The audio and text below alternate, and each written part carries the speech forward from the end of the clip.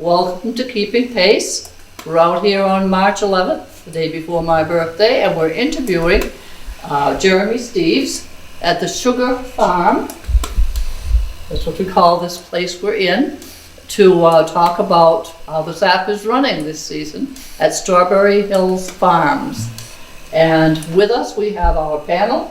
This is Jeremy, by the way, and we have Donna Finley and Chris Perkins and myself, Darla Pickett, as the host. And we've been prying him with questions already, so we'll go back over some of it and ask us when you started. Let's go with that. And we'll start with when have you started this operation this year now? Yeah, this year I started tapping the trees around January 1st. So Well. that's pretty typical. And it takes me about 6 weeks to get tapped, depending on how much snow there is. And so I got done a little early this year, Yeah. there being less snow. Yeah. And how many years altogether? I should have asked that. How many years have you been in operation? And Jeremy is the owner. Yeah, this operation was started in the late 60s by my father, and I kind of ramped it up about 25 years ago. So And your father's name? my father's John Steeves. John Steeves. So definitely a family I operation. guess, maybe. Hey, Jeremy, So I read somewhere that there's like 5 generations of Steeves that have been doing this, not on this scale, but That's right, yeah.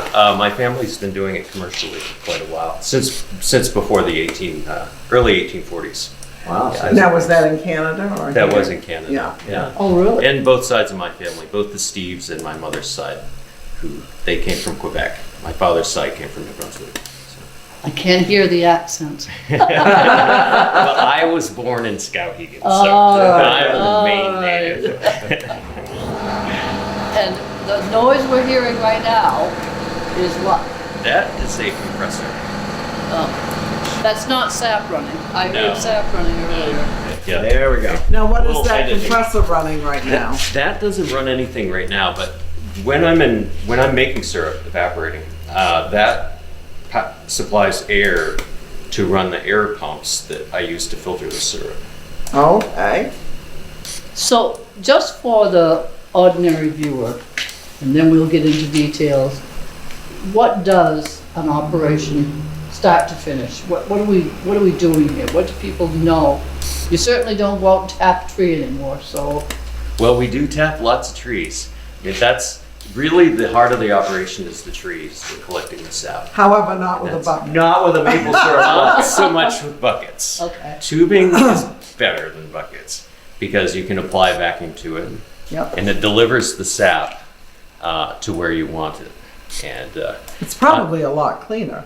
it is. I would And on for a large scale operation, it takes a lot of labor to collect buckets. Yeah. And, How many trees do you tap in, Jeremy? I have about 10,000. Okay. That's a lot of trees. That It is is. a lot It's of- about the maximum I can handle. And do you have a lot of people that work for you, or do you do I this? do not. I do everything myself. So Oh my goodness. not only Wow. produce the syrup, but also package it and sell it as well and deliver it. Now, do you have a machine that packages it? I have a filler, so but there is some labor involved in that Now, stage too. where do you do that right here? That's as well? it's on this location, but not in this building. I have a separate building that I use just for packaging. Wow. Now you must be, God, almost 24/7 this time of year. Definitely, yeah. We're filming on March 11th, so this is like Yeah. right in the Yeah. middle of Prime. everything. Yeah, the sap, like last night, the sap ran all night, so it is literally 24 hours a day. Yeah. And additionally, this period here in March, there's a lot of orders. A lot of stores are doing specials and building displays of syrup to go with the season and the enthusiasm of Maple Sunday. So I have quite a few orders on hand right now that I need to fill in short order. So do you get some tropical vacation or something after the season's over? You must collapse and say, oh my God, yeah. It takes a couple of weeks to wrap up everything because I have to go back around and pull all the taps back out, which goes quite quick. But so there is a little lull, but not too long after that point is when tourist season rolls around. So there's a lot of orders of stores on the coast building up inventory for tourists coming. So I have a question. I asked someone the other day, what, you see signs that say organic maple syrup. Now, isn't all maple syrup organic? And if not, tell me why. Well, there's a difference between certified organic and a smaller operator just saying that it's organic. So I have to go through a process of certification. and So are you inspections, licensed? and I am. Yeah, it's an Okay. annual certificate. I have to. Do you have to be part of MOFCA to be Not- certified? or- Not necessarily. What's There's- Mofka? What do you MOFCA is say? the main Organic Farmers and Gardeners Association. Okay. Yeah. And that is one of the oldest organic organizations in the U.S. I think it's right up there with Vermont. Huh. But you don't necessarily have to be affiliated with them. There are other certifiers and international certifiers you can use, but most operators in Maine use that. But there must be advantages to being part of MOFCA, right? Sure. Well, there's a certain guarantee of quality, I think, that goes with organic, and also, and the people know that your practices are in line with what they would want. Now, is well your mic defined. picking that up? Yeah. There's some background noise, which means the sap she running. That's the Sap sap coming in. That's the sap coming in from the pump station here, which is located 2,500 feet down below in the woods. So periodically, every few minutes, it will pump up about 50 gallons. 50 gallons. And how much altogether in a year's time do you process? 1 year? One Oh. season? Yeah, per season, probably about 250,000 gallons of sap. 50 gallons. Wow. I can process about 2,000 gallons an hour, roughly, something like that. Now, during the Maple Syrup Sunday and right before then, you are getting at least a little volunteer help here. Oh, absolutely. Maple Sunday is a pretty busy event, so it would be impossible for one person to pull it off at this location because we're doing a lot of outdoor activities and sampling and What do you do? selling syrup as well. You won't be able to put it on snow. Well, we'll find snow if we Maybe, need to. that's right, maybe not. We'll drive up to Sugarloaf or wherever we need to go. One time I had to send my neighbor all the way up to Coburn Gore to get snow, but Really? we'll get it. Yeah, you may this year, the way it's going right now. Yeah. Well, you never know with the No. weather. We could have a blizzard in a couple of days. And Yeah. when is Maple Sunday? Maple Sunday is always the fourth Sunday in March, and this year it is early. It's on the 22nd 22nd. That is early. 22nd of March. of March. So 22nd of March, folks. Yeah, in March, Maple Sunday started at this operation. My father and Really? 4 or 5 other producers met here and agreed to collaborate and have a common open house day to help promotional efforts. It could Wow. be, Now, what types of things do you offer for Maple Sunday? lots of food samples and as well as the candy on the snow. And we have woods tours and tours of the sugar camp here. And Now, do you make free- the sugar candy here as well? I will have maple candy on hand, and we also give out thousands of free maple sundaes Ooh. Ah, There's a lot of with incentive. vanilla icing. yeah, yeah. Oh, I go down to Gifford's and get a big truckload of ice cream Yeah. Well, they the appreciate day you. before. no. Jeremy was telling us earlier that some of his lines froze last night. Can you explain that again? Sure, yeah. The heart of the operation is not really here necessarily what you see, the equipment. The real heart of the operation are the trees and the tubing system. And that determines how good a production you have and the quality of your sap, mostly. So there's hundreds of thousands of feet of tubing out there. And I need to make sure that there are no leaks in it.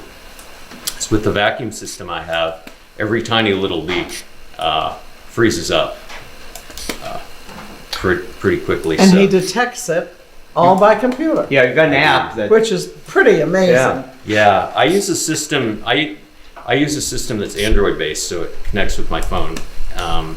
And these monitoring systems are becoming more common.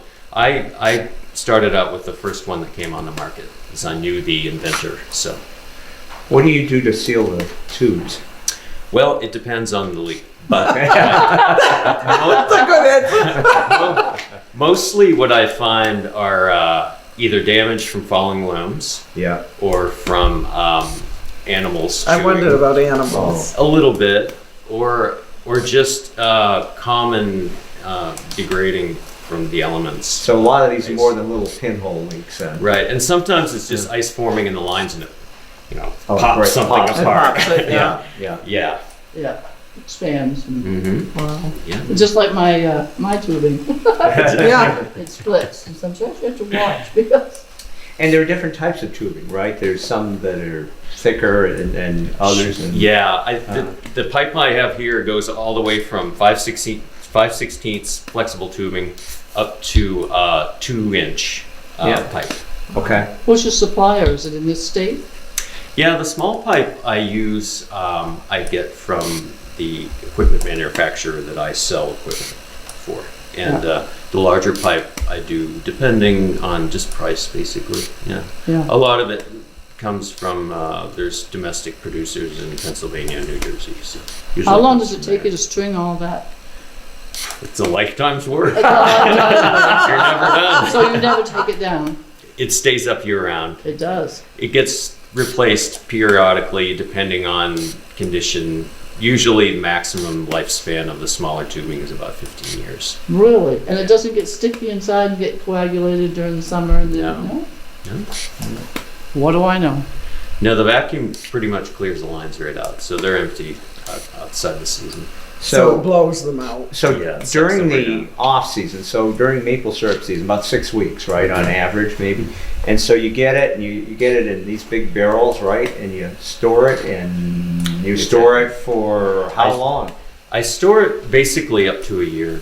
Okay. So this And, is full of maple syrup, This right here is full of sap right full now. of sap, Yep. Okay. and that is full of, That particular tank there is the one that I use for concentrate. So what happens to the sap that comes in is I use a nanofilter to purify water from the sap. So I make purified Ah, water, and then, really? and then I just throw that away because I'm not interested in the water. I'm Yeah. interested in the sugar. Yeah. can't you So- sell the water? There is a market for it, but and I have explored it, but there are reasons like as far as trucking, for instance, would be an issue because they want to buy 6,000 gallons of water at a time, which is Yeah. no problem. I have 6,000 gallons of water right So- on hand right now, but getting a truck in here might not be. Oh, easy. yeah. I was going to say, Poland Spring might buy it from you. so- I Although wonder- they probably couldn't say spring. They well, don't do there's purified though, do Yeah, they? there's companies that specialize. in- Nestle's does a purified. Yeah, no, they use just spring water, but Yeah. there I are thought companies they did that a pay quite a purified bit too. more for water that comes from the sap. There's a large premium for it. Okay. I mean, it's Really? actually quite valuable. But so there's companies that just specialize in that, and not just regular Huh. old water. So you save it? You don't save it for your own consumption? I don't. No, I mean I usually save about it. I always have at least 5,000 gallons on hand just for washing and flushing out tanks and stuff. So I keep an excess of it on hand. And what's That's this cool. big unit right here that we're looking Yeah, at? this is the evaporator here. This is a 6x16 stainless machine, and it will make about 2 gallons of syrup per minute. Is what it will put out. It's all stainless steel. So this is oil fired. It's not operating right now. It's shut down. When it's operating, it makes quite a bit of steam and noise, and It'll be nice and warm in here then. very toasty. Yeah. That's a big unit. Dude. What does one of these babies cost here, Jeremy? Well, quite a bit.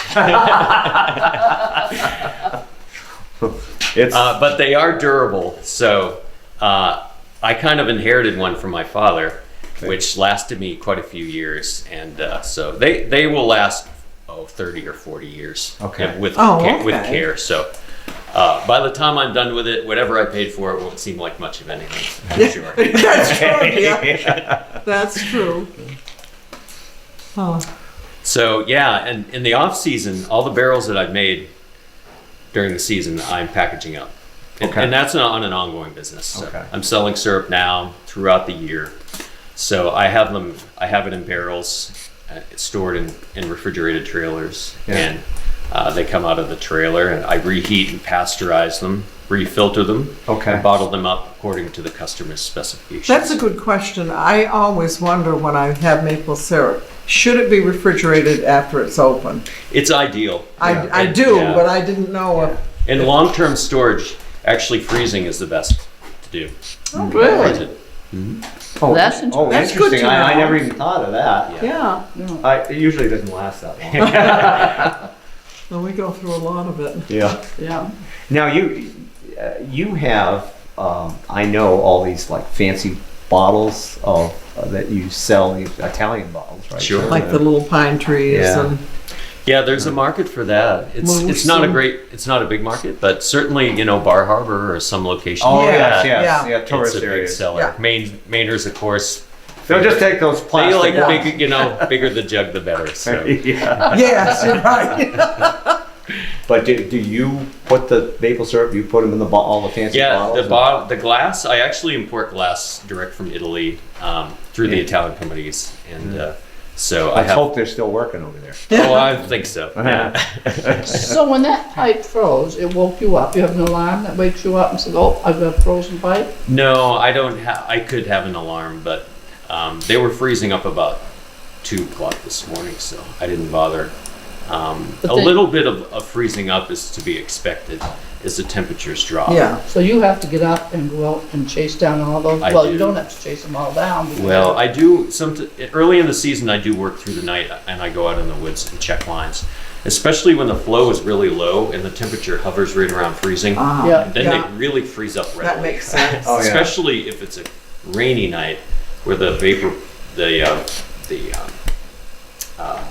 the freezing point is very close to the high moisture air. Yeah. So, but once I get all those bugs worked out of the system, I don't have to be as aggressive about doing repairs. Now, do you meet up with a lot of critters out there at In the night? middle of the night. Yeah, Oh, there's a few owls and whatnot out Yeah, there, yeah. but yeah, a fascinating. few. That would be kind of fun. I see animals throughout the year, and I'm right out there.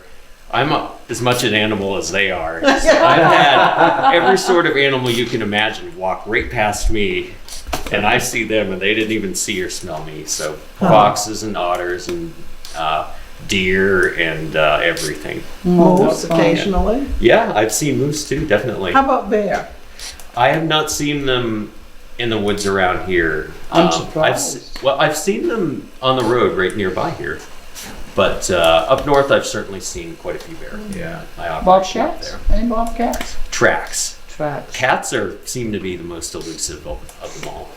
Yeah, I did a story on them. They claimed there were no bobcats in Maine, and then somebody said, "Yeah, there are." yeah. Now, recently they've had pictures. Oh, sap's running again. This is good. And when does it stop? When? Today it should stop around 8 o'clock. That's our freezing point. Okay. Now, how has the season been thus far? It's been certainly warmer than normal, but you need the freezing nights too to be Yeah. part of the process. I think it's been reasonably good. Wouldn't have hurt to have a little bit more freezing these last few days. Yeah. But it's quite early, and so that I consider a favorable sign. In the past 3 years, 2 of them have been very cold, and most all of the syrup I made was in April. So if that's something that I would rather avoid. What did you say? that's It right. doesn't keep well? No, it just makes a short season. So Oh. you make a lot of syrup at once, and if things can go wrong in a short season, then in a long season wouldn't be so much a worry. Okay. But That's right. The last 2 years have been very cold Marches, haven't they? exactly. And Last that's been a year, problem. I didn't make any syrup at all until Maple Sunday, basically. Yeah. And it was later than this year. It's like the mid late 20s. So Maple Sunday must have been a little more limited than normal, right? Well, I'm organized so that no one would notice. No. Okay. A lot of smaller operators, the backyard operations and whatnot, had struggled probably because they didn't have good quantities of syrup to sell, but for me, that's not an issue. Why is yours any better or not as good, or is it? Well, I'm a professional, so this is all I do, and Okay. and all I've done for many years. So I have a very good control on quality, and I know what it takes to make a syrup. So there's My a mix equipment. of, It's everything that you do, and your equipment, yeah, and your practices, yeah. sanitation, Yeah, sanitation, I would think, is really a big thing. constant. Yeah, Yeah. as opposed to when I used to do it on the stove in the kitchen in a bucket and had no idea what I was doing. And, but, The other thing is I can process that very fast. oh yeah. So it doesn't lay around at all, Yeah. and that makes for better syrup. Additionally, my underground pump lines are quite a help too, because when you pump the sap a couple thousand feet or 5,000 feet underground, it goes down to ground temperature, so it's chilled. As soon as it comes out of the tubing system, that's above ground, that's getting heated from radiant Yeah. heat, and the sun, it goes right underground and gets chilled right down, and basically I didn't even think of any of the Preserves lines it. being underground. Now, they talk about colors, like amber color and all of that. What makes the difference in the color? Agreed. Well, there's been a grade change recently. So the maple producers in the U.S. and Canada decided to standardize the grades from both sides. So now everything is grade A. So that makes it easier. Yeah. But Does then it the there's length of how long you boil it? then there's that makes subgrades. the difference? Yeah. It has to do with the sugar content, and it has to do with the season itself. How warm Yes. are the temperatures outside when okay. the sap's collected? Those are the Okay. two biggies. Another factor too is your equipment. How quick are you boiling it? But you got everything from, I guess, light to extra dark, right? And I have a mix of all the grades And- by the time I get done the and season. how are those in terms of sugar content and taste? And obviously, clarity you can tell, but Yeah, the sugar content is the same, no matter Oh, what it the is? syrup is. Oh, Yeah. Okay. really? Yeah, I didn't there's a realize. standard for it, and it's basically saturated, which means it can't hold any more sugar. okay. So if you see maple syrup that has crystals growing in it, it means it's slightly overdense. Okay. And if it's underdense, it will ferment. So there's a window of about 2% there that you have to be Okay. at. So now the way the grades are, there's actually a flavor descriptor that goes with each grade. Okay. So you start out with the golden, which is delicate flavor, golden delicate. Okay. And then there's amber rich, Okay. dark robust, and then very dark strong. And those are the four Oh, grades. so that's they changed the names from what I had read before. Exactly. Okay. They went with a sort of standard that olive oil and other commodities have, where there's a color and a flavor descriptor that goes with it. So Okay. apparently they did some market research. Now, how long can I keep maple syrup at home that has not been opened? It will keep indefinitely. And as Okay. I said, if you know you're going to be keeping it for a while, and just Freezer. pop it in the Refrigerator. freezer. Even if it's open, you can put it in the freezer, and it thaws out readily. Because the sugars themselves help to preserve it, right? Exactly. Yeah. Yeah, and boy, when you heat it in the microwave before you serve it, you have to really watch it because the boiling point is very quick. It tends to foam up, so Yeah. you can get into real trouble. I have. I have to watch out for that constantly while I'm making syrup. Is there anything else that we should be seeing here that you want to show us, or could we maybe talk our way down? Yeah, and we can show us- talk our way out.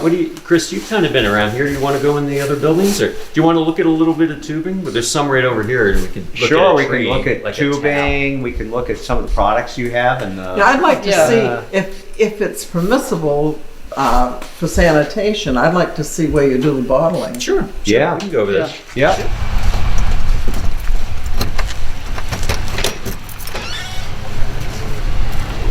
Yeah, this is my filler. So what I do is I reheat syrup over here. Okay. Oh, and an old evaporator. And I Well, it may not be refilter it. old, but I have a filter system similar to this in the sugar can, bigger, but so I refilter it and then pump it in this bottler. This is jacketed, so it's basically a continuous process that I'm heating and filtering and bottling, and I will do anywhere from 1 barrel up to 8 barrels at a time of product. This product here is I'll load up this afternoon, and I'll be delivering in Portland tomorrow morning. Now, do you have somebody truck it? No, I do that. You do that too? Wow. Okay. Wow. So Now, I do the have- different covers, is that great, or Yeah, some the- have your label and some don't?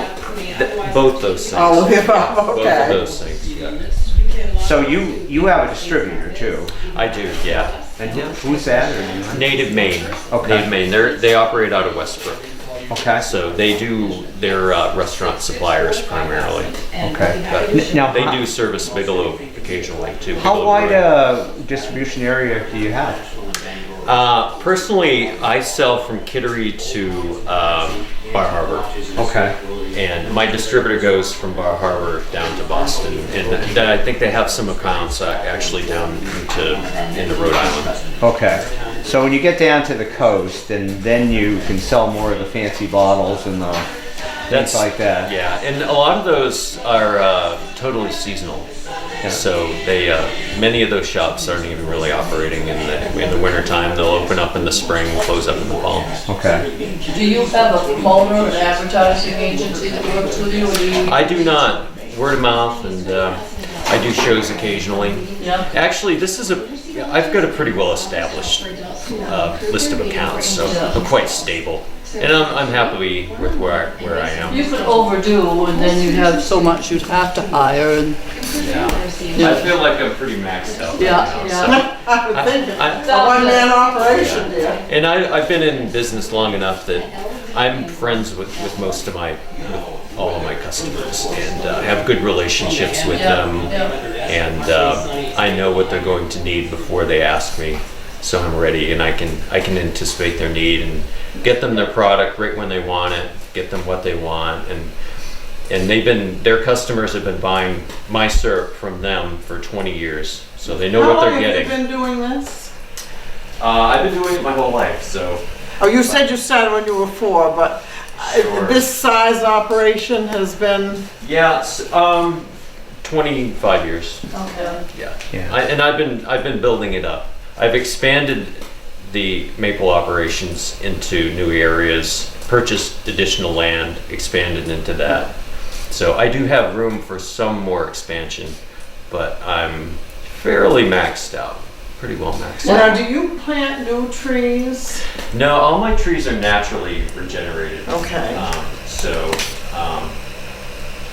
There, in this area, there's other species mixed in. I usually take out most of the other species. Now you must have Is to. there a specific Excuse me. tree that makes the best syrup? Well, the best tree is one that's growing vigorously, that's healthy. So that's what I'm trying to promote.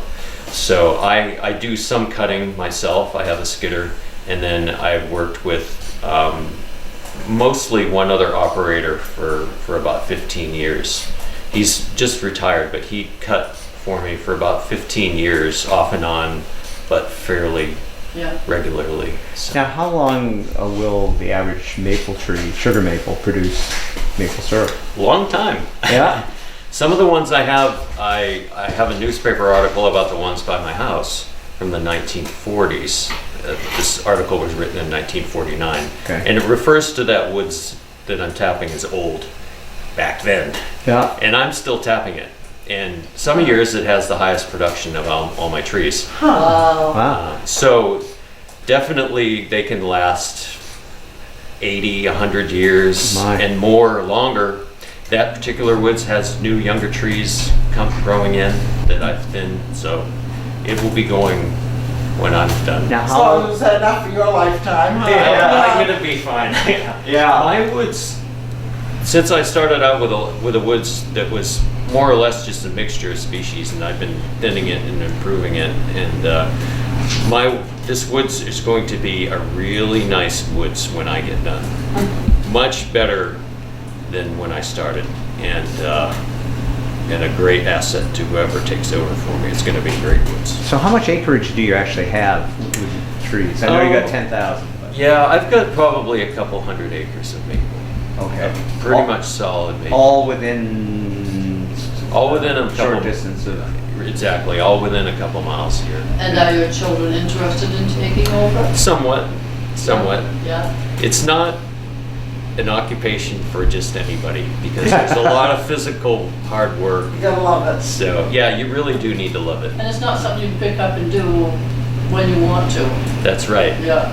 It's agriculture, so it takes a certain level of commitment you don't have with other things necessarily. What about the places like alongside the road out by Clouds Corner where they sell maple syrup in mass, I guess? Do you supply that Sure. kind of?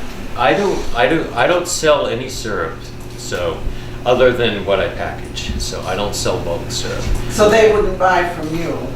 They're Canadian, is that correct? Not necessarily. No. That's correct. Yeah, they wouldn't buy from me. No, not necessarily. No, I mean they would buy from operators similar to me, but I'm not a bulk producer. I mean, I sell my own product, so that's my situation is not normal in Maine. In Maine, basically all the syrup that's produced is sold bulk.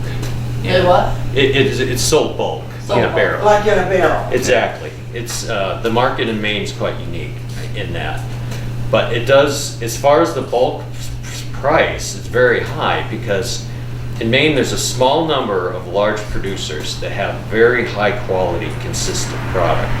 So Maine by far has the highest bulk price, like by the barrel, much higher than Vermont. Okay. Because the buyers from Vermont, New York State, and even the buyers from Maine can come here and they know they can buy a very consistent, excellent product, and they can buy it by the tractor trailer load and be assured of a continuous supply year after year. That's kind of interesting because, you know, certainly marketing wise, Vermont seems to be like the place for maple syrup, but it sounds as though Maine is coming up a long ways in recent years. Maine's working at it. Yeah. But, you know, Vermont's got a big head start on us, so. Yeah. You know, they got their, even on their quarter, they had a little maple scene there a few years ago, Yeah, so that's right. that's hard to top. But a lot of Maine syrup ends up in Vermont, But we're packaged. so what, sold as Vermont syrup? No, not necessarily. Usually you see product of New England. Vermont's quite fussy about their origin law there, and they have people, they're almost like a secret police maple that run around and make sure that if it says Vermont, that it's from Vermont. So I don't think there probably is any mislabeling, but what you see now on product on the shelf is product of New England or product of US. So where do we stand, Maine, now in terms of maple syrup production compared to, say, Vermont and the other bigger producing areas? Yeah, Maine still has the largest maple producing county, or it has the largest county. Somerset County. Somerset County. Yeah. So, but there's a lot of expansion in the maple business. There's about 15% growth in the market. So the size of the crop has doubled in the last less than 10 years, and all that additional product has been absorbed into the market easily. So there's a big demand for it. A lot of the growth is not occurring in Maine, it's occurring in New York or Vermont. There's Okay. a lot of big operations going in Vermont. But we got a lot of trees that still could be tapped up here, right? We do. So we should be careful about trying to maintain that resource and maybe utilize it for maple production, possibly. Yeah. Keep that in mind, because you know other states like in Vermont and in New York, they're being very, they're working hard to try to develop that maple resources. Are there any sort of tax incentives or anything for the maple syrup industry in Maine or something government can do to help out a little bit? A lot of the maple producing areas in Maine, the large ones, are under easements. So there's always that option. That's helpful. They're under what? Conservation easements. Yeah. So that's probably the biggest Oh, yeah. tool in our book toolbox right now. That's a pretty good one, actually. Can you show us, do you have Sure. the types of Yeah, I don't really have much of a bottles and display. bucket jugs you? I have my brochure here. Oh, I see, yeah. Yeah, they can film that, Yeah. take one and, Sure. Because I don't have really a lot, I don't have any glass done up and labeled. I have a little bit done up for Maple Sunday, but I don't really sell any glass this time of year, so I don't have any prepared. Yeah. What I do have are pallets of syrup, Aha. of plastic jugs. nice and warm right there. And that is the largest portion of your business, isn't it? It is. Yeah. Yes. Yeah. Yeah. Probably a third of my product is sold just in gallons. Because I personally don't need the fancy bottle. It all tastes the same anyways. But for tourism, for marketing, Absolutely. it makes a lot of sense. Yep, there's a lot of value added that way. That's what they want. So we give it to them. Absolutely. Well, I'm impressed, Jeremy, this is a wonderful operation. Oh, thank you. And you It really is. I had forgotten, I did a story on it a long, long time ago, but I'd forgotten what you put into this. And you're a lot less shy than you were back then. I didn't realize I was shy. Maybe I was just a scared journalist. But it's a very impressive operation Oh, here. thank you. Yeah. Yeah. And by the way, I don't even know if we mentioned where you're located, but he is located on the railroad in Skowhegan, which hopefully by Maine Maple Sunday will have settled down maybe a little bit. I can certainly speak for nearby roads that are not so good. So hopefully things will be settled down so people can comfortably get out here for Maple Yeah. Syrup Sunday. Yeah, a tip to visitors, keep it under 60, definitely. Keep it under Yeah. 10 or 15. So if you come to the bridges in Skowhegan, you come straight up over Main Street Hill, which would be in what direction? South. South. South. And about a mile, and you hit the railroad? I can give you directions. Yeah, I was just saying Yeah. for the camera. Sure, yeah. From the junction of 104 and Route 2 in Skowhegan, go about 2 miles out back road, and you will come to Row Road on the right, and then I am 8/10 of a mile down Row Road. Okay. Very good. Now, Maine Maple Sunday is, what would you say, the 22nd? This Which year is it's pretty early. It's the 22nd of 2020. So And it's you're- always the fourth Sunday. Fourth Sunday, and you're open what hours on I am that open day? 10 to 4, Uh, or people just show up also. So but I'm open 10 to 4. Yeah. Now, how often do people just show up? They certainly do that day, but are you, I have visitors walk in frequently. Yeah, But- most but- days. but some days you're on the road selling and marketing and all that stuff. It's a little catch as catch can. Well, no one ever comes in. Yeah, that's right. Wow. People actually buy this size. Why would they buy this size, the big one? Because they really love maple syrup. Yeah, I mean, for family size? family size. Restaurant Quarts size? are probably the biggest seller. That would be the next size. Yeah, we see some of So those these bottles are here. the Yeah, biggest that's what I seller. buy. Yeah. For restaurants, they prefer the gallons. Yeah. I do have some restaurants that prefer 5-gallon containers. So Yeah. I sell a lot of those additionally. How do you keep them from getting messy? Well, the When filler you does a fill pretty them, good job. does it? So yeah, if there's, if they spill a little, I hose them down with hot water. So. Yeah, yeah. Now, were you guys involved with actually starting Maine Maple Sunday? It seems to me I remember your dad being instrumental in Yeah, this. he was. He and some other local producers decided that they wanted to coordinate their efforts into one day for promotion, and so that they would have all their open houses on the same I date. remember that. Yeah. And that proved to be a great strategy. Other agricultural commodities have adopted that same model, and other states have adopted the Maple Sunday Yeah. event. So it's widespread now. Now, Skowhegan has gotten even more into that in terms of maple syrup days or week or something like Yeah. that. They've got other events going on, pancake breakfast, things like that. Yeah, Skowhegan's done a great job promoting maple.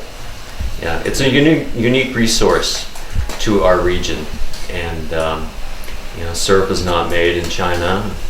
It's not made in Russia. It's not made in Saudi Arabia. It's made here, and we don't really have any competition. So it's a regional delicacy, if you will. So you guys can say made in the USA, right? Absolutely. Without any Without any- certain percentage here or any of Well, that. I would say made in Skowhegan. Yeah. You should slap that sticker right on. Other than the that. Italian bottles, right? Yeah. Yeah. Well, we thank you very much. Donna had to go sit down. Sure. Thank you for joining us for the day, the morning. Kind of a chilly little morning, but not too bad. Yeah. Chris, thank you. And, Yeah, thank you very much, Jeremy. And I guess our filming crew will walk around a little bit Sure. and take a few Yeah. Yeah, thank you pictures very of the much for visiting. facilities. Yeah, Yeah. and you can give them one of those, maybe you can play with that, I don't know what you do. Okay, and everybody show up for Maple Sunday on the 22nd, 10 a.m. to 4 p.m. and ice cream too. Yes, and That's the stuff, the sugary stuff, you make Sure. Oh, Yeah. Everything maple. Okay. everything maple. Yep. Thank you.